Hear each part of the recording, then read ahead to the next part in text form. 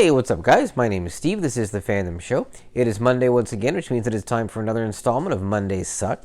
I'm doing something a little bit different this time. Instead of looking at a work of media in its entirety, I'm looking at a specific scene from a specific movie. In this case, Terminator Dark Fate. And the scene that we're looking at is one of the most polarizing scenes among the Terminator fan, and perhaps the most controversial scene in the entire franchise. Now, if you haven't seen this movie, you're going to want to stop the video here because massive spoilers are ahead. If you have seen the movie, here's the scene that I'm talking about for context.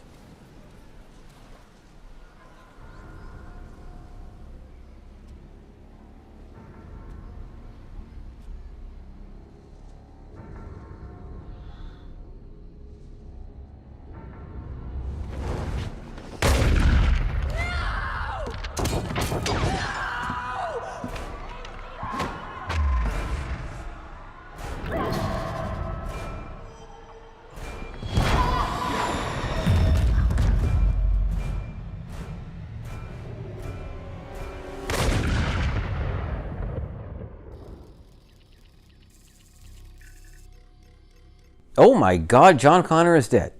And if you can believe it or not, that was actually the first scene of this movie. So that was the first thing that viewers saw when they watched it. Needless to say, that was highly controversial among a lot of the fandom. There are some people who think that it was the worst thing ever. There are some people who think, nah. And there's a few people who liked it. But I want to be clear about this. James Cameron co-produced this movie, and he co-wrote the movie, and it was his idea to kill John Connor. The Terminator franchise is James Cameron's baby, so if he wanted to do this, it was his choice to do it. Personally, I think it would have been better if it was later on in the movie than right at the beginning, but I kind of understand where they were going with it. Like, okay, we're getting rid of John Connor so we can focus this movie on other characters and move on with the storyline. Like, okay, makes sense. The problem is that in killing John Connor, it sort of devalues the ending of Terminator 2, because that whole movie was about protecting John Connor and keeping him safe. And so now they just threw it all out the window. It's like, oh, well, he's dead anyway, so meh. So I can understand why people were very upset about this. I don't think it necessarily completely sucked. Like I said, I think it would have been better in the early part of the movie, but I don't think it was a terrible creative decision.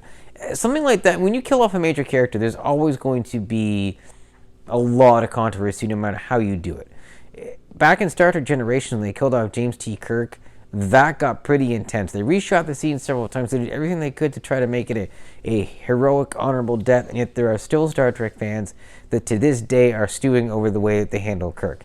Including William Shatner himself. He wasn't in the end all that thrilled with it, but that's the way it went. So again, when you're making decisions like that with a really iconic character, you're always going to piss off some of the fans. It just comes with the territory, and again, this was James Cameron's decision. So if he wanted to do it, then that was his choice, and we might not like it, but the creator does have the prerogative in how the story is told. So it's kind of a take it or leave it thing. Again, I don't think it necessarily ruined the movie. The rest of the movie was okay, kind of fell short of my expectations a little bit, but I can certainly see why some Terminator fans do think that this scene would suck, especially those who hold Terminator 2 in very high regard, because a lot of them think that, again, that new scene where John Connor gets killed sort of pisses all over the previous movie. Now, this is a direct sequel to T2. It pretends that the other Terminator movies that were released between T2 and this movie didn't exist. So this is the way James Cameron wanted to continue with the story. Good for him.